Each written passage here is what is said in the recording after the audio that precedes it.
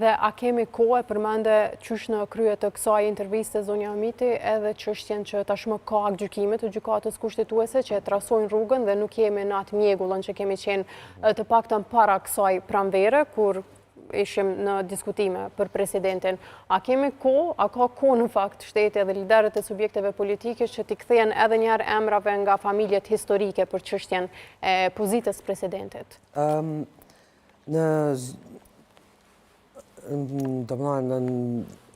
janar shkurt kur u përmendën familja Jashari nga vetëvendosja, ajo dul që kjo ishte një farë dëshire e tyre, por atë që ka në dhanë të në kuptojmë familja Jashari, ata janë shumë të qartë që nuk do t'jenë pjesë e pazareve politike. Por mbaj, emri tyre mbaj edhe më tej në skenë.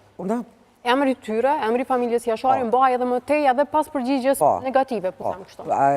Fatkeqësisht emri i familjes Jashari është keq përdor në atë periudhë shumë edhe por respekt për ta për shkak që ishin të prerë sa i përket kësaj çështje.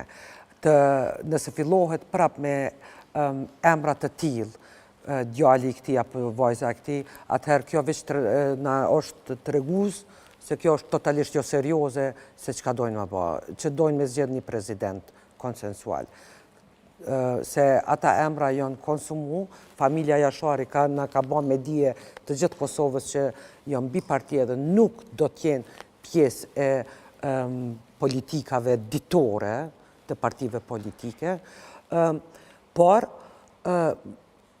Kosova ka gra dhe burra të cilët mund të kryejnë rolin e presidentit në mënyrë par excellence, por sa janë të gatshëm si Albin Kurti, si Bedri Hamza, Lumir Abdigjiku, Adri Ardiangjini, ta bëjnë një person i cili do ta ka përcente këtë ngërç, sepse Kosova këto vite, që pothuajse 2 vite është ka humbë shumë.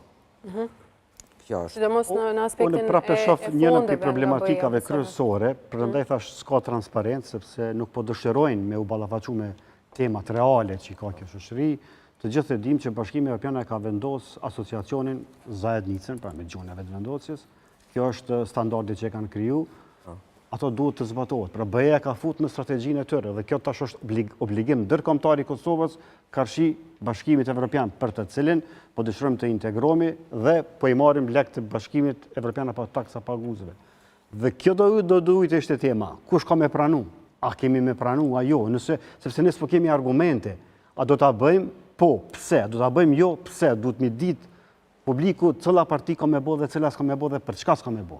Pikërisht derën e kaluar, zoti Arifi, keni pasur këtë shqetësim, ndërkohë që ishin ato seanca çdo 2 ditë për konstituimin e kuvendit, se po i humbim fondet e BE-s, prap jemi gati se në situatën e njëjtë, sepse shteti duhet i bëjë këto reforma. Deri kur e kemi këtë afat gjatë kësaj vere, tani që ne po flasim? Fondet e BE-s që tash u alokuan kanë qenë fondet që na u kanë ndaluar për shkak të sankcioneve, edhe këto kërkosh nuk e tha. Pra prandaj thash opozita është e humbur në kohë dhe në hapësirë.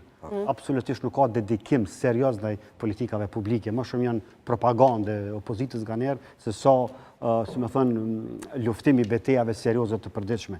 Po fondet janë deri në fund vitit, nëse zgaboj, deri në qershor kanë qenë diku rreth 90 milion, nëse nuk aprovohen ato faktikisht kanë humbur ose mund të rikthehen, por duhet një shpejtësi me dritës të punojmë, e duke njohur se si punon qeveria Kurti 1 2 3 4 5 tash ka me shku kështu me numra, nuk besoj që ka me arrit, po të tjerat janë deri në dhjetor. Deri në dhjetor dikon janë parafërsisht 170 milion euro që Kosova do të alokohet në fondin e Kosovës. Mirë, po janë kushtet të cilat duhet të zbatohen reforma deri në atë kohë që ato mjetet të alokohen. Pra shikoni sa e rrezikshme është krejt situata, prandaj tash nuk janë serioze këto tema kryetari i bardhë dhe i zi, me të vërtetë po na fyn edhe inteligjencën edhe po na humbin kohën e çmueshme, sepse ata që studiojnë marrëdhënie ndërkombëtare është vetëm një element çmuat në jetë. Koha. Koha është vetëm një element që nuk mund ta kthesh asnjëherë. Gjithçka mund të kthehet, presidenti mund të ndrohet, por koha nuk mund të kthejë. Dhe se konsiderani gjitha ato thirrje dhe vrejtje dhe kritika që vijnë nga diplomat të rryer ndërkombëtar, që thonë se ju jeni futur në një moçal politik të brendshëm dhe në një farforme në Bruxelles, në Vjenë, në Berlin, madje as në Washington, askush nuk po merret me juve. Po, kjo është si rezultat i qeverisjes e Albin Kurtit, sepse siç dihet, Albin Kurti është ngrit duke kundërshtu miqt e Kosovës, Amerikën, Komisionin Evropian, Unionin Evropian, shtetet mike të cilat na kanë ndihmuar neve, po flas për vitet e 90-ta, nuk po flas mas 99-s, ku shumica e votuesve të vetëvendosjes as haberin se kanë çka kanë kontribu pikërisht qëto vende gjatë viteve të 90-ta. Ai e ka mbjell frymën anti-Amerikë, anti-Evropë, konsultimet dhe diskutimet, partneritetin, ai e ka interpretu si nënshtrim ndaj Amerikës, si nënshtrim ndaj Evropës e kështu me radhë. Domethënë, damin e madh na i ka bë Albin Kurti me retorikën e tij, domethënë edhe të vetëvendosjes, ku për mu është shumë shqetësuese dhe frikshme se si një qytetar i Republikës Kosovës mundet me thonë nuk kem nevojna për Amerikën, nuk kem nevojë për gazin amerikan, nuk kem nevojë për mbështetjen e tyre. Kosova është izolu, këta e kem dhurat për Albin Kurtit, edhe sa dami do të shihet tek masi të shkon kë nga qeverisja.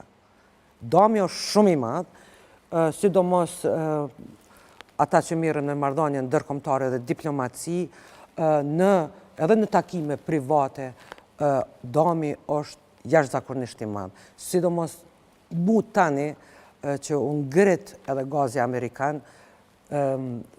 partneri jon strategjik, ka zëra që nuk e shohin ashtu, mundohen ta arsyetojnë që nuk kajmë nevoj e kështu me radhë. Kjo është për mu është tepër e rrezikshme, por këta duhet të flasim shumë hapur, e kem dhurat, këtë narrativ, këtë diskurs e kem dhurat për Albin Kurtit dhe vetëvendosjes. Dhe në base krejt për fund, me qenë se folëm për parimet që mund t'i bashkoj vetëvendosjen dhe subjektet e tjera me cilat është takuar, në veçanti me LDK-n, sepse ka pasur sinjale pozitive nga kryetari Lumir Abdigjiku, gjithsesi fjala që është përdorur më së shpeshti gjatë takimeve dhe gjatë konferencave të shkurtra dje është zgjedhjet. LDK-ja nuk është përmirësuar në rezultat, as PDK-ja nga zgjedhjet paraprake që kemi pasur, sërish janë në vendin e dytë dhe të tretë në këtë rast. Çka kemi mësu nga këto tri palë zgjedhje dhe nëse rastësisht ripërsëritet si proces i katërti brenda një viti e gjysmë, sikurse u tha dhe mbrëm, çfarë ndryshime do të ketë? A do të jetë sërish ai rezultati i ripërsëritur nga zgjedhjet e ripërsëritura apo do të kemi lëvizje? Siç u diskutu sot, partit opozitare, për pas këtë rast Ardian Gjini AK-ja që i qiti kushtet, edhe janë kushtet të cilat Kosova do mund pa i qitë AK-ja, ishtë dasht kryen edhe ashtu, edhe do të kryen herë do kur.